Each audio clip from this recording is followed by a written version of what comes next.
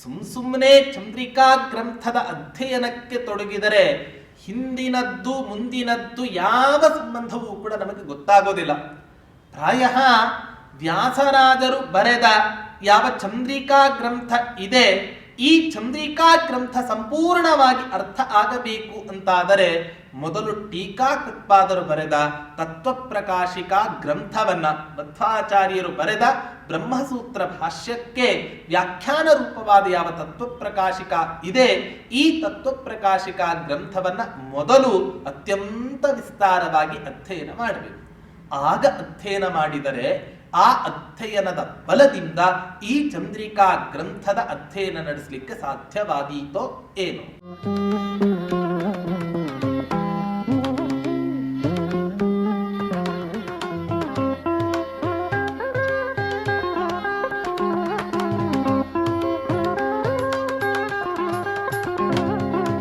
ಪೂಜ್ಯಾಯ ರಾಘವೇಂದ್ರಾಯ ಸತ್ಯಧರ್ಮರತಾಯ ಚ ಭಜತಾಂ ಕಲ್ಪವೃಕ್ಷಾಯ ನಮತಾಂ ಕಾಮಧೇನವೇ ದುರ್ವಾದಿಧ್ವಾಂತರವಯೇ ವೈಷ್ಣವೇಂದೀವರೇಂದವೇ ಶ್ರೀ ರಾಘವೇಂದ್ರ ಗುರವೇ ನಮೋ ಅತ್ಯಂತ ದಯಾಲವೇ. ಶ್ರೀ ಗುರುಭ್ಯೋ ನಮಃ. ಹರಿ ಓಂ. ಎಂಥ ಆಶ್ಚರ್ಯ ಅಂದ್ರೆ 800 ವರ್ಷಗಳ ಹಿಂದೆ ಸ್ಥಾಪಿಸಿದ ಯಾವ ಈ ಶ್ರೀಕೃಷ್ಣನ ಪ್ರತಿಮೆ ಇದೆ, ಆ ಕೃಷ್ಣ ಪರಮಾತ್ಮನಿಗೆ ಇವತ್ತಿನ ತನಕವೂ ಕೂಡ ಮಧ್ವಾಚಾರ್ಯರೇ ನೈವೇದ್ಯವನ್ನು ಅರ್ಪಣೆ ಮಾಡುವುದು. ಇವತ್ತಿಗೂ ಕೂಡ ಆ ಕೃಷ್ಣನಿಗೆ ನೈವೇದ್ಯವನ್ನ ಮಾಡತಕ್ಕಂಥ ಸಂದರ್ಭದಲ್ಲಿ ಎಲ್ಲ ಭಕ್ಷ್ಯ ಭೋಜ್ಯಗಳನ್ನು ಕೂಡ ಆ ಗರ್ಭಗುಡಿಯ ಒಳಗೆ ಇಟ್ಟು ಆ ಪರ್ಯಾಯ ಪೀಠಾಧೀಶ್ವರರು ಹೊರಗಡೆ ಬಂದು ಜಪ ಮಾಡ್ತಾ ಕುಳಿತಿರ್ತಾರೆ. ಯಾಕೆ? ಆ ಕೃಷ್ಣನಿಗೆ ಸ್ವತಃ ಸಾಕ್ಷಾತ್ ಮಧ್ವಾಚಾರ್ಯರೇ ಬಂದು ನೈವೇದ್ಯವನ್ನು ಸಲ್ಲಿಸ್ತಾರೆ ಅನ್ನೋ ಕಾರಣದಿಂದ ಅಂಥ ಪರಮ ಪವಿತ್ರವಾದ ಕ್ಷೇತ್ರ ಆ ಕೃಷ್ಣ, ಆ ಉಡುಪಿ ಕ್ಷೇತ್ರ. ಪ್ರಸನ್ನ ವೆಂಕಟದಾಸರು ಒಂದು ಮಾತನ್ನ ಹೇಳ್ತಾರೆ, ಎಷ್ಟು ಚೆನ್ನಾಗಿ ಹೇಳ್ತಾರೆ ಕೃಷ್ಣ ಪರಮಾತ್ಮನ ಬಗ್ಗೆ, ಉಡುಪಿ ಕೃಷ್ಣನ ಬಗ್ಗೆ ಅಂತ ಹೇಳಿದ್ರೆ, ಎಂದು ಕಾಂಬೆನು ಎನ್ನ ಸಲಹುವೆ ತಂದೆ ಉಡುಪಿಯ ಕೃಷ್ಣನ. ಪರಮಾತ್ಮ ನಿನ್ನನ್ನು ಯಾವಾಗ ತಾನೇ ನಾನು ಕಾಂಬೆನು, ನಾನು ನೋಡಿಯೇನು, ನಿನ್ನನ್ನ ನೋಡಿದ ಕ್ಷಣವೇ ನನ್ನನ್ನು ನೀನು ರಕ್ಷಣೆ ಮಾಡ್ತೀಯ ಕೃಷ್ಣ ಪರಮಾತ್ಮ, ನಿನ್ನ ಕಾರುಣ್ಯದ ಕೃಪಾ ಕಟಾಕ್ಷ ನನ್ನ ಮೇಲೆ ಬೀಳಲಿ. ಹೇಳ್ತಾರೆ ದಾಸರಾಯರು, ಹೇಳ್ತಾರೆ ಕೃಷ್ಣ ಕೃಷ್ಣ ಕೃಷ್ಣ ಎಂದು 3 ಬಾರಿ ನೆನೆಯಿರೋ, ಸಂತುಷ್ಟನಾಗಿ ಮುಕುತಿ ಕೊಟ್ಟು ಮಿಕ್ಕ ಭಾರ ಹೊರುವನೋ. ಹೇಗಿದ್ದಾನೆ ಕೃಷ್ಣ ಅಂದ್ರೆ ಏನು ಹೇಳಲಿಕ್ಕೆ ಹೋಗ್ಬೇಡಿ, 3 ಬಾರಿ ಅತ್ಯಂತ ಭಕ್ತಿಯಿಂದ ಕೃಷ್ಣ ಕೃಷ್ಣ ಕೃಷ್ಣ ಅಂತ ಇಷ್ಟು ಸಲ ಹೇಳಿ ಸಾಕು. ಯಾಕೆ? ಇಷ್ಟು ಸಲ ಹೇಳಿದ್ದಕ್ಕೆ ಆ ಪರಮಾತ್ಮ ಅತ್ಯಂತ ಸಂತುಷ್ಟನಾಗಿ ತನ್ನ ವೈಕುಂಠ ಲೋಕವನ್ನ ಕೊಡ್ತಾನೆ. ಬೇರೆ ಯಾವ ಭಾರವೂ ಕೂಡ ನಿಮ್ಮ ಮೇಲೆ ಇಲ್ಲ. ಆ ಪರಮಾತ್ಮ ನಿಮ್ಮ ಭಾರವನ್ನ ಅವನೇ ಹೊತ್ತುಕೊಳ್ತಾನೆ. ಅಂಥ ಮಹಾ ಕರುಣಾಶಾಲಿ ಆ ಶ್ರೀಕೃಷ್ಣ ಪರಮಾತ್ಮ ಅಂತ ಹೇಳ್ತಾರೆ. ಅಂತಹ ಕೃಷ್ಣ ನೆಲೆಸಿದ ಕ್ಷೇತ್ರದಲ್ಲಿಯೇ ಆ ಕೃಷ್ಣನನ್ನ ಪ್ರತಿಷ್ಠೆ ಮಾಡಿದ ಮಧ್ವಾಚಾರ್ಯರು ಆ ಉಡುಪಿ ಕ್ಷೇತ್ರದಲ್ಲಿಯೇ ಅದೃಶ್ಯರಾಗಿರ್ತಕ್ಕಂತಹ ಸ್ಥಳವನ್ನ ಇವತ್ತಿಗೂ ಕೂಡ ನಾವು ನೋಡಬಹುದಾಗಿದೆ. ಒಂದು ವಿಶೇಷ, ಆ ಮಧ್ವಾಚಾರ್ಯರು ಅದೃಶ್ಯರಾಗಿರ್ತಕ್ಕಂತಹ ಸ್ಥಳದಲ್ಲಿ ಅನಂತೇಶ್ವರನ ದೇವಸ್ಥಾನದಲ್ಲಿ ಇವತ್ತಿಗೂ ಕೂಡ ಆ ಸ್ಥಳವನ್ನ ನಾವು ನೋಡಬಹುದು. ಯಾರೋ ಒಬ್ಬರು ಹಿಂದಿನ ಪರ್ಯಾಯದಲ್ಲಿ ಸುಮಾರು ವರ್ಷಗಳ ಹಿಂದೆ, 100 ವರ್ಷಗಳ ಹಿಂದೆ ಒಬ್ಬ ಪರ್ಯಾಯ ಪೀಠಾಧೀಶ್ವರರ ಹತ್ತಿರ ಮಧ್ವಾಚಾರ್ಯರು ಅದೃಶ್ಯರಾಗಿರುವಂತಹ ಸ್ಥಳದಲ್ಲಿ ಅವರ ಪ್ರತಿಮೆಯೇ ಇಲ್ಲ ಅಂತ ಹೇಳಿದರೆ ಜನರಿಗಾರಿಗೂ ಕೂಡ ಗೊತ್ತಾಗೋದಿಲ್ಲ. ಅದಕ್ಕೋಸ್ಕರ ಒಂದು ಪುಟ್ಟ ಪ್ರತಿಮೆಯನ್ನ ಅಲ್ಲಿ ಪ್ರತಿಷ್ಠೆ ಮಾಡಿ ಬರುವ ಹೋಗುವ ಜನರಿಗೆ ಗೊತ್ತಾಗತ್ತೆ ಅಂತ ಹೇಳಿದಾಗ ಆಗ ಆ ಪೀಠಾಧೀಶ್ವರರಿಗೆ ಆಗಬಹುದು ಒಳ್ಳೆ ಕೆಲಸ ಅಂತ ಹೇಳಿ ಪ್ರತಿಮೆಯನ್ನು ತೆಗೆದುಕೊಂಡು ಬರ್ತಾರೆ. ತುಂಬಾ ಉತ್ತಮವಾದ ಪ್ರತಿಮೆಯನ್ನ ಮಾಡಿಸಿ ತೆಗೆದುಕೊಂಡು ಬರ್ತಾರೆ.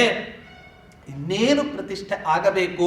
ಹಿಂದಿನ ದಿನ ಸ್ವಪ್ನದಲ್ಲಿ ಪರ್ಯಾಯ ಪೀಠಾಧೀಶ್ವರರ ಸ್ವಪ್ನದಲ್ಲಿ ಬರುತ್ತೆ, ಯಾತಕ್ಕೋಸ್ಕರ ವಿನಾ ಕಾರಣ ನನ್ನ ಮೇಲೆ ಕಲ್ಲಿನ ಭಾರವನ್ನು ನೀವು ಹೇರ್ತಾ ಇದ್ದೀರಾ? ಈಗ ಇರುವ ಆ ಕ್ಷೇತ್ರದಲ್ಲಿ ಆ ಸ್ಥಳದಲ್ಲಿಯೇ ಸಂಪೂರ್ಣ ಸನ್ನಿಧಾನ ನನ್ನದಿರಬೇಕಾದರೆ ಯಾತಕ್ಕೋಸ್ಕರ ವಿನಾ ಕಾರಣ ನಮ್ಮ ಮೇಲೆ ಕಲ್ ಹಾಕ್ತೀರಾ ಅಂತ ಹೇಳಿದಾಗ ಇನ್ನೇನು ಪ್ರತಿಷ್ಠೆ ಆಗಬೇಕಾಗಿತ್ತು. ತಕ್ಷಣಕ್ಕೆ ಆ ಪ್ರತಿಷ್ಠೆಯನ್ನ ನಿಲ್ಲಿಸಿ ಅಲ್ಲಿ ಮಧ್ವಾಚಾರ್ಯರ ಶಿಲಾಮಯವಾದ ಪ್ರತಿಮೆಯನ್ನ ಅಲ್ಲಿ ಪ್ರತಿಷ್ಠೆ ಮಾಡಲಿಲ್ಲ. ಇವತ್ತಿಗೂ ಆ ಪ್ರತಿಮೆಯನ್ನ ಕೃಷ್ಣ ಮಠದಲ್ಲಿ ಆ ಅನಂತೇಶ್ವರನ ದೇವಸ್ಥಾನದಲ್ಲಿ ಆ ಪ್ರತಿಮೆಯನ್ನ ಇವತ್ತಿನ ತನಕವೂ ಕೂಡ ತೆಗೆದಿಟ್ಟಿದ್ದನ್ನ ನಾವು ನೋಡಬಹುದಾಗಿದೆ. ಅಂಥ ಸಂಪೂರ್ಣ ಸನ್ನಿಧಾನೋಪೇತವಾಗಿರತಕ್ಕಂತಹ ಕ್ಷೇತ್ರವೇ ಆ ಉಡುಪಿ ಕ್ಷೇತ್ರ. ಅಂಥ ಆ ಉಡುಪಿ ಕ್ಷೇತ್ರಕ್ಕೆ ಹೋಗಿ ಅಘೌಘ ವಿದೂರಂ ಎಲ್ಲ ಪಾಪಗಳನ್ನು ಕೂಡ ದೂರ ಮಾಡತಕ್ಕಂತಹ ಮಹಾನುಭಾವ ಆ ಕೃಷ್ಣ ಪರಮಾತ್ಮ.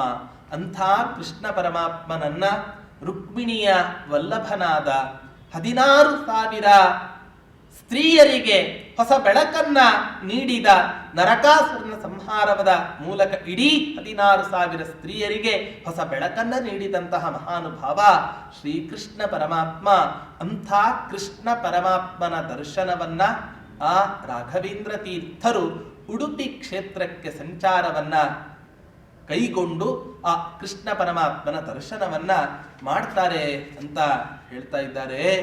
ಹೀಗೆ ಆ ಕೃಷ್ಣನ ದರ್ಶನವನ್ನ ಮಾಡಿ ಆ ಉಡುಪಿ ಕ್ಷೇತ್ರದಲ್ಲಿಯೇ ಸುಮಾರು ದಿನಗಳ ಪರ್ಯಂತ ಅಲ್ಲಿ ವಾಸವನ್ನ ಕೈಗೊಂಡ್ರು ಅವರು ಅನ್ನೋದನ್ನ ಹೇಳ್ತಾ ಇದ್ದಾರೆ.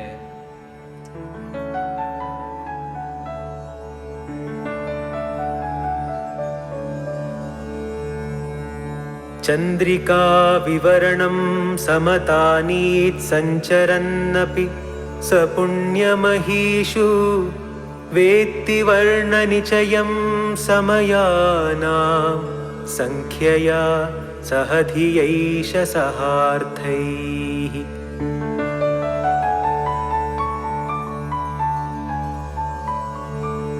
ರಾಘವೇಂದ್ರ ತೀರ್ಥರು ಹೇಗಿದ್ರು ಅಂತ ಕೇಳಿದರೆ ಸಮಯಾನಾಂ ವರ್ಣನಿಚಯಂ ಸಂಖ್ಯೆಯಾ ಸಹ ಅರ್ಥೈಶ್ಚ ಸಹ ಧಿಯ ವೇತ್ತಿ.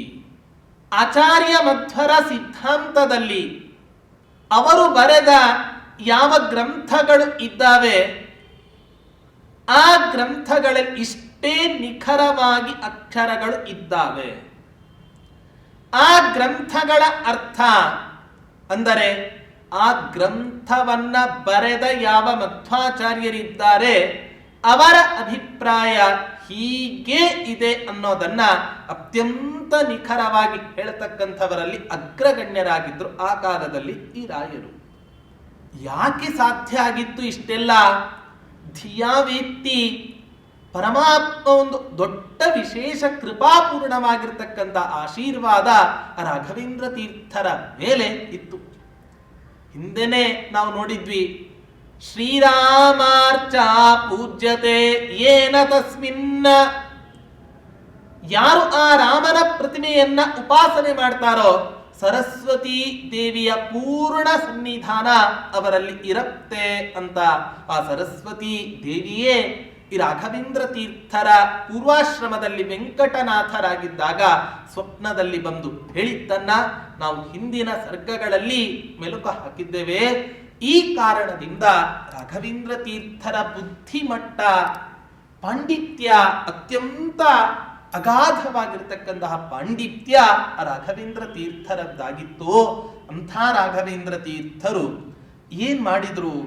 ಅನೇಕ ಕ್ಷೇತ್ರಗಳಲ್ಲಿ ಸಂಚಾರವನ್ನ ಮಾಡ್ತಾ ಉಡುಪಿ ಕ್ಷೇತ್ರಕ್ಕೆ ಬಂದು ಅಲ್ಲಿ ವ್ಯಾಸ ತೀರ್ಥರು ಬರೆದ ಯಾವ ವ್ಯಾಸತ್ರಯ ಗ್ರಂಥಗಳು ಇದ್ದಾವೆ, ತರ್ಕತಾಂಡವ, ಚಂದ್ರಿಕಾ ಗ್ರಂಥ, ಹಾಗೆ ನ್ಯಾಯಾಮೃತ, ಈ 3 ಗ್ರಂಥಗಳಲ್ಲಿ ಅತ್ಯಂತ ಮೇರು ಕೃತಿ ಅಂತ ಕರೆಸಿಕೊಳ್ಳುವಂತಹ ಯಾವ ತಾತ್ಪರ್ಯ ಚಂದ್ರಿಕಾ ಗ್ರಂಥ ಇದೆ, ಆ ಗ್ರಂಥಕ್ಕೆ ವ್ಯಾಖ್ಯಾನವನ್ನು ಬರೀಲಿಕ್ಕೆ ಆರಂಭ ಮಾಡ್ತಾ ಇದ್ದಾರೆ ಈ ರಾಘವೇಂದ್ರ ತೀರ್ಥರು.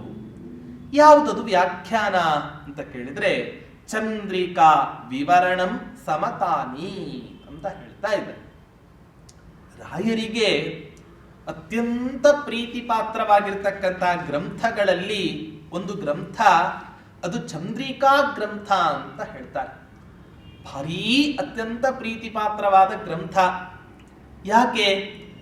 ರಾಯರು ನ್ಯಾಯಸುಧಾ ಗ್ರಂಥಕ್ಕೆ ಪರಿಮಳ ಅನ್ನೋ ವ್ಯಾಖ್ಯಾನವನ್ನು ಬರೆದಿದ್ದಾರೆ.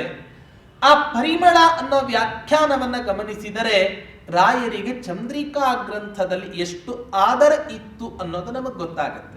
ಯಾಕೆ? ತಥೈವ ಚಂದ್ರಿಕೋಕ್ತೆ ಅಂತ ಇದೇ ರೀತಿಯಾಗಿ ಚಂದ್ರಿಕಾ ಗ್ರಂಥದಲ್ಲಿ ವ್ಯಾಸರಾಜರು ಹೇಳಿದ್ದಾರೆ. ಪ್ರಾಯಶಃ ಟೀಕಾಕೃತ್ಪಾದರು ರಚನೆ ಮಾಡಿದ ನ್ಯಾಯಸುಧಾ ಗ್ರಂಥಕ್ಕೆ ಎಷ್ಟು ಅನೇಕ ಬಹಳವಾದ ವ್ಯಾಖ್ಯಾನಗಳು ಇವತ್ತು ಉಪಲಬ್ಧವಾಗಿದ್ದಾವೋ ಅದೇ ಅಂತಹ ವ್ಯಾಖ್ಯಾನಗಳು ಇವತ್ತಿನ ದಿನ ವ್ಯಾಸರಾಜ ಕೃತವಾದ ಚಂದ್ರಿಕಾ ಗ್ರಂಥಕ್ಕೆ ಉಪಲಬ್ಧಿಯೇ ಇಲ್ಲ.